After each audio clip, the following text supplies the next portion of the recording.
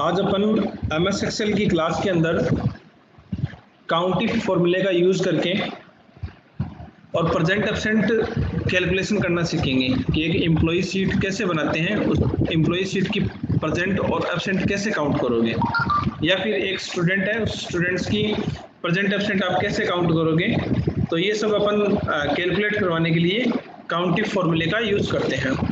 चलो अपन MS Excel में देखते हैं कि काउंटिंग फॉर्मूला जो है वो कैसे यूज होता है।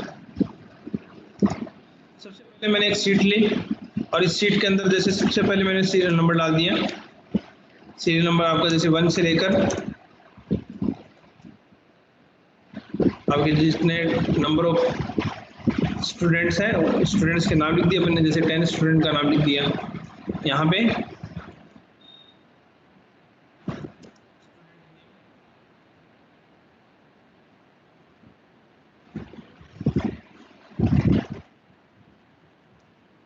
Other name. Present absent count करने के लिए अपने को सबसे पहले ये देखना है कि अपना महीना जो है वो 30 का या 31 का। जैसे मान लो अपन जून महीने की प्रेजेंट एब्सेंट शीट बना रहे हैं, अटेंडेंस शीट बना रहे हैं अपन जून महीने की। तो जून महीने में कितने दिन होते हैं? 30 दिन होते हैं।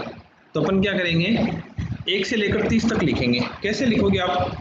जैसे आपने कुछ आप जो रो है वो सेलेक्ट कर लीजिए जितनी भी आप चाहते हो, और फिर यहाँ पे जाइए आप फिल के अंदर। आप फिल में गए सीरीज, और सीरीज में आपने कर दिया 1 से 30। सबसे पहले अपन ने क्या किया, यहाँ पे रो रहना चाहिए, टाइप लीनियर, यहाँ से 1 से 30 अपन ने कर दिया। फिर आपने ओके किया। ओके किया तो यहाँ पे 1 से 30 तक वैल्यू आ जाएगी। वैल्यू नहीं है, 1 मिनट अपन 1 लिख दिया अपन ने और कुछ वैल्यू और सेलेक्ट कर ली। दोबारा करते हैं 1 मिनट। अपन फिल में गए सीरीज और 1 से 30 तक वैल्यू डाल दी अपन ने। देखो यहाँ पे आ गई 1 2 3 4 5 6, मतलब 30 तारीख तक का अपने को यहाँ पे नंबरिंग चाहिए था, अपन ने ले लिया। अब करते हैं इनकी प्रेजेंट एब्सेंट डालेंगे। तो जैसे मान लो अपन सबसे पहले बात करते हैं संडे कौन से दिन था। तो संडे आपका 6, 13, 20 और 27 को था। तो इनको आप रेड कलर से मार्किंग कर दीजिए। जैसे एक तो 6 तारीख को था, एक आपका 13 तारीख का था,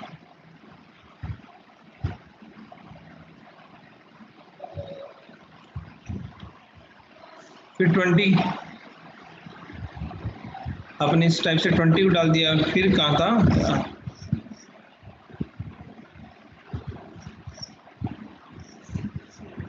27 को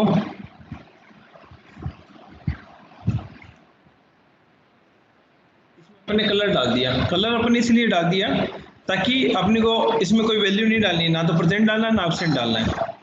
तो इस टाइप से अपने कलर डाल दिया। अब नेक्स्ट अपन क्या करेंगे, मान लो रेखा सोनी 1 तारीख को प्रेजेंट रही तो अपन ने P लिख दिया, 2 तारीख को प्रेजेंट रही P लिख दिया, 3 तारीख को एब्सेंट रही तो A लिख दिया। प्रेजेंट के लिए अपन ने क्या यूज किया, P, और एब्सेंट के लिए A, जैसा कि आप हमेशा अपन करते हैं। अब क्या होता है कि इसमें अपने को वैल्यू कौन सी देनी थी, सिर्फ एक वैल्यू देनी थी P, और एब्सेंट के लिए क्या देना था A। तो इतना बड़ा कॉलम किस काम का, तो अपन इस पर डबल क्लिक करेंगे। डबल क्लिक करेंगे तो क्या होगा, इस कॉलम का साइज छोटा हो जाएगा। दोबारा बता दूं, मैंने क्या किया, इस ई पे गया और यहाँ पे माउस कर्सर लेके आया, माउस की पोजीशन इस टाइप से हो जाएगी और डबल क्लिक करोगे। डबल क्लिक करते ही क्या होगा, इसकी साइज छोटी हो जाएगी। आप देख लीजिए जैसे एक कॉलम में उसकी साइज कितनी है 1.43, तो आप सबकी 1.43 कर दो। तो अपन ने 30 तक सेलेक्ट कर लिया। जैसे मान लो आपने कहाँ तक सेलेक्ट कर लिया, 30 तक सेलेक्ट कर लिया। अब इसकी साइज छोटी करने के लिए अपन क्या करेंगे, फॉर्मेट में जाएंगे, कॉलम विड्थ, और यहाँ पे कॉलम विड्थ डाल देंगे 1.50 डाल देंगे। मान लो सबकी कॉलम की साइज जो है वो छोटी हो गई। पर इसमें क्या हुआ कि यहाँ पे जैसे 9 है, वो 10 देखो थोड़ा छोटा सा दिखा, ये यहाँ पे हैंड्स आ गया, मतलब ये थी। अब आपको ये भी पता चल गया हैंड्स कब आता है। हैंड्स कब आता है, जब आपकी नंबर वैल्यू ज़्यादा हो और कॉलम की जो विड्थ है वो कम हो, तब ये हैंस वैल्यू आती है। जैसे मान लो मैंने 555 लिखा है ना, और मैंने इसकी साइज छोटी कर दी,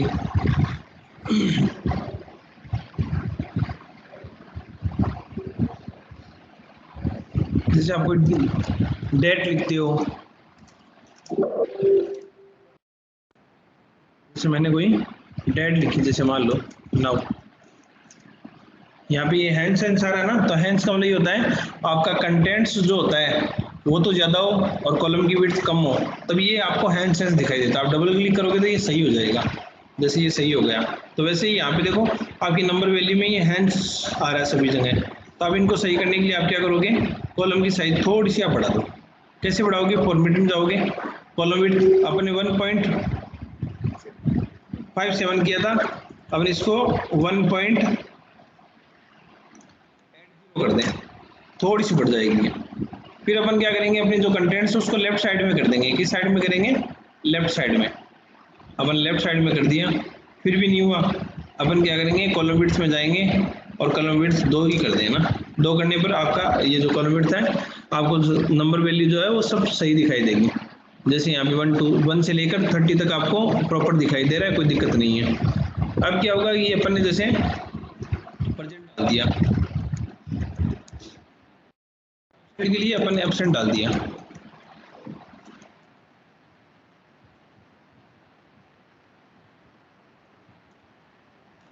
ऐसे 30 तारीख तक का अपन ने प्रेजेंट एब्सेंट का हिसाब लगा दिया ना। फिर अपन क्या करेंगे, जैसे सभी स्टूडेंट का डालना अपने को, तो अपन सभी स्टूडेंट्स को एक साथ सेलेक्ट करूंगा मैं, Ctrl+V प्रेस करूंगा, सभी स्टूडेंट्स का आ जाएगा ना। अभी ये सबका सेम है, तो अपन क्या करेंगे, जैसे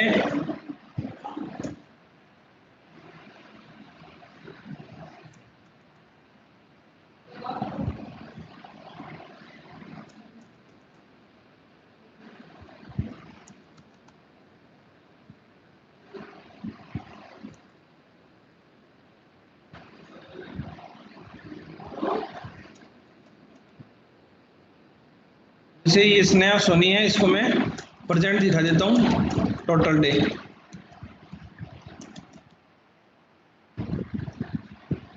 जो एक्स्ट्रा कलर आया है उस एक्स्ट्रा कलर को आप क्लियर में जाओ और यहाँ से क्लियर ऑल कर दो, ये कलर हट जाएगा। तो अपन ने इस टाइप से क्या किया, अपन ने 1 से 30 तारीख तक प्रेजेंट एब्सेंट डाल दिया। उसके बाद अपन क्या करेंगे, अपने को टोटल प्रेजेंट काउंटिंग करवाना है। टोटल के लिए मैंने सिर्फ टी लिया है, टी वर्ड लिया है, टोटल एब्सेंट काउंटिंग करवाना अपने को। टोटल एब्सेंट काउंटिंग करवाने के लिए अपन इक्वल का निशान लगाएंगे। और आपको जैसे मैंने बताया था, यहाँ पे आपको काउंटिव फॉर्मूला यूज करना है। काउंटिव क्या होता है, count the number of cells within a range. एक रेंज के अंदर जितनी सेल्स है उसको काउंट करता है जो आपकी कंडीशन को पूरा करती हो, that meet to given condition, जो आपकी दी हुई कंडीशन को पूरा करती हो। इसका जो फॉर्मेट होता है वो इस टाइप से होता है। सबसे पहले आपको लेना है काउंटिव, ब्रैकेट स्टार्ट करना है, रेंज, फिर कोमा, फिर आपको क्राइटेरिया। क्राइटेरिया जैसे प्रेजेंट निकालने के लिए पी ले लेंगे, एब्सेंट निकालने के लिए ए ले लेंगे। तो आप कैसे निकालोगे, इक्वल का निशान आपने प्रेस किया और यहाँ पे आप लिखोगे काउंटिव, ब्रैकेट स्टार्ट और आपकी रेंज। आपकी रेंज ले ली आपने, फिर कोमा, कोमा के बाद जैसे यहाँ पे क्या हुआ, अपने रेंज ले ली। रेंज क्या थी अपनी, D2 से AG2 तक। फिर आपको क्या चाहिए, कंडीशन अपनी है, अपने को P काउंट करवाना है। क्या काउंट करवाना है, P काउंट करवाना है। तो मैंने यहाँ से जो टेक्स्ट वैल्यू होती है उसको हमेशा अपन इन्वर्टेड कोमा से लिखते हैं। इन्वर्टेड कोमा आपकी जो की ऑन स्क्रीन कीबोर्ड है उससे दिखाता हूँ मैं आपको। ऑन स्क्रीन कीबोर्ड जो है, इसके अंदर आप शिफ्ट के साथ ये प्रेस करोगे, इंटर के पास बटन होता है, इसके अपन कोमा बोलते हैं ना, कोमा। और फिर आपको क्या प्रेस करना है, क्या टाइप करना है, P। फिर आपने दोबारा शिफ्ट के साथ अपने इन्वर्टेड कोमा बंद कर दिया और फिर आपने अपना जो ब्रैकेट है वो बंद कर दिया। ये रहा आपका ब्रैकेट, आपने ब्रैकेट बंद कर दिया और एंटर दबाया आपने। एंटर दबाते यहाँ पे 17 प्रेजेंट है। कितनी प्रेजेंट है, 17 प्रेजेंट अपन डबल क्लिक करेंगे सब जगह आ जाएगी 70 70। जैसे अपन ने स्नेहा सोनी का कंप्लीट दिया था, टोटल अपनी 26, इसकी सबसे ज़्यादा प्रेजेंट है क्योंकि इसकी एक भी एब्सेंट नहीं है। आप देखो कहीं पर भी पी नहीं है। जैसे मान लो मैंने यहाँ पे ए कर दिया तो इस यहाँ पे इसकी एक प्रेजेंट कम हो गई ना, मतलब इस दिन प्रेजेंट नहीं थी है तो इसकी प्रेजेंट टोटल 25 हो गई। चलो मान लो यहाँ पे भी ये एब्सेंट थी तो मैंने ए किया तो यहाँ पे ये 24 हो जाएगी। तो इस टाइप से आप टोटल प्रेजेंट निकाल सकते हो। अब आपको जैसे टोटल एब्सेंट निकालना है तो आप कैसे निकालोगे, इक्वल का निशान प्रेस करोगे, काउंट इफ लगाओगे, ब्रैकेट स्टार्ट करोगे, आपकी जो रेंज है वो रेंज डालोगे आप, जैसे अपन ने ये रेंज डाल दी, फिर ब्रैकेट स्टार्ट करेंगे। और अभी आपको क्या करना है, एब्सेंट काउंट करवाना है। तो आप इन्वर्टेड कोमा के साथ ए चाहे स्मॉल लेटर में लिखो चाहे कैपिटल लेटर में लिखो, कैसे भी लिख सकते हो आप, और इन्वर्टेड कोमा बंद कर दोगे आप। आपने बंद कर दिया तो यहाँ पे ये इसकी 9 एब्सेंट है। फिर डबल क्लिक करोगे तो आपकी सारी जितने भी स्टूडेंट्स हैं ये इन स्टूडेंट्स की अपन प्रेजेंट निकाल सकते हैं, प्रेजेंट और एब्सेंट इस टाइप से निकाल सकते हैं। अब इसको थोड़ा एट्रैक्टिव बनाने के लिए अपन क्या करेंगे, अपन इसमें ऊपरी ऊपर नाम देंगे। जैसे मान लो जिस स्कूल की ये अटेंडेंस सीट है उसका नाम देना अपने को, तो आपको ऊपरी ऊपर एक रो चाहिए। तो रो लाने के लिए अपन क्या करेंगे, इंसर्ट में जाएंगे और इंसर्ट सीट रो, अपन इस पर क्लिक किया, यहाँ पे एक रो आ जाएगी। अब जैसे मान लो अपने को यहाँ पे नाम लिखना है, अपन एक नाम लिख दिए यहाँ पे मर्ज एंड सेंटर करके,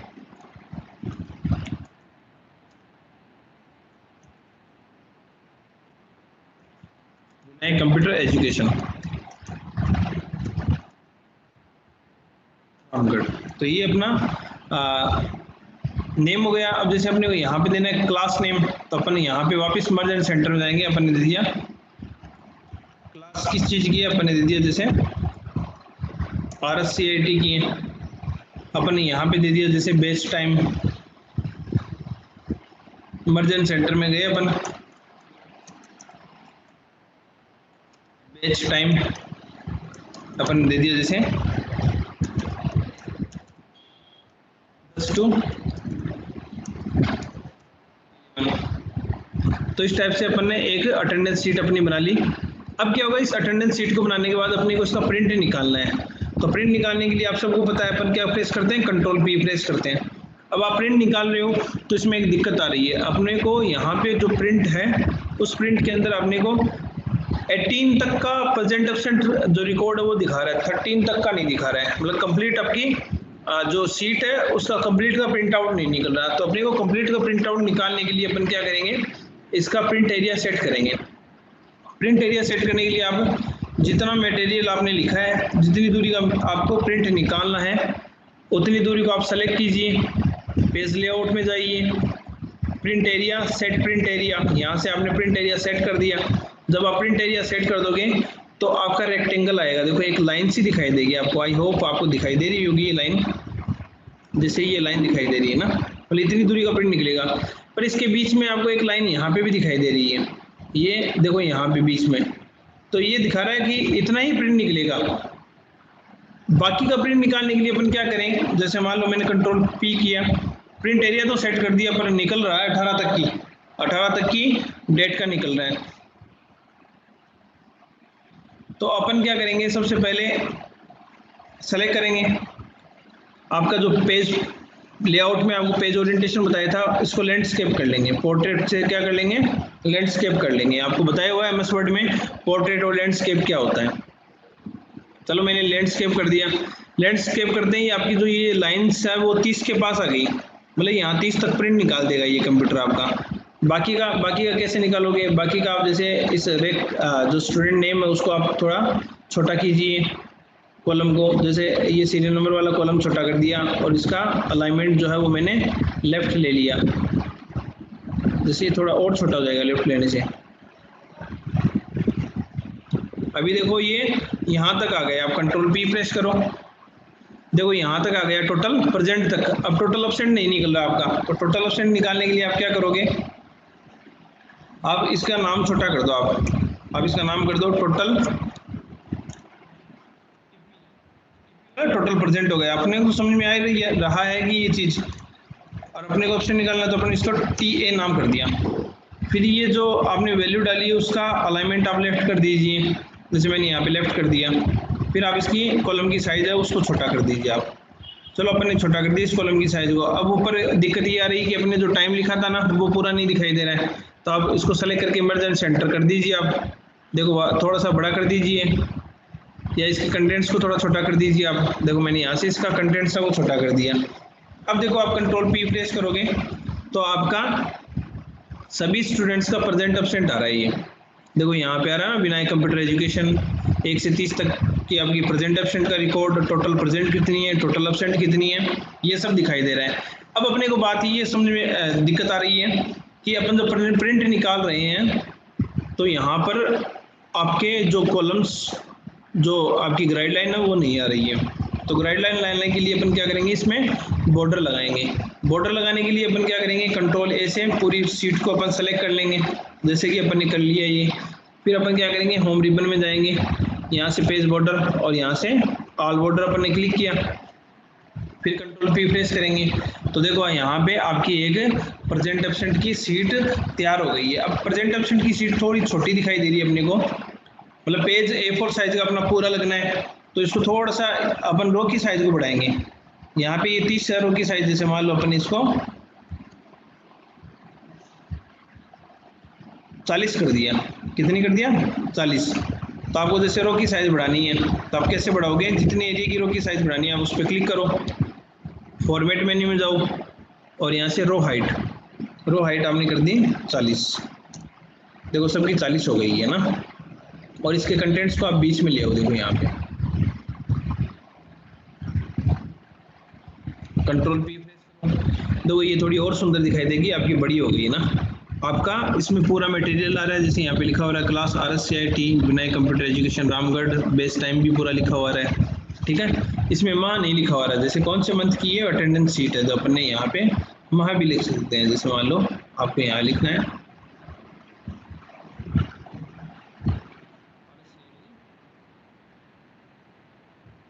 यहाँ पे लिखा हो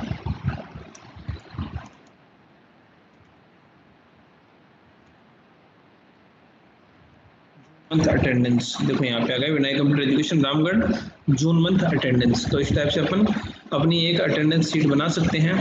आई होप आप सभी को समझ में आ गया होगा कि एक अटेंडेंस शीट कैसे बनती है।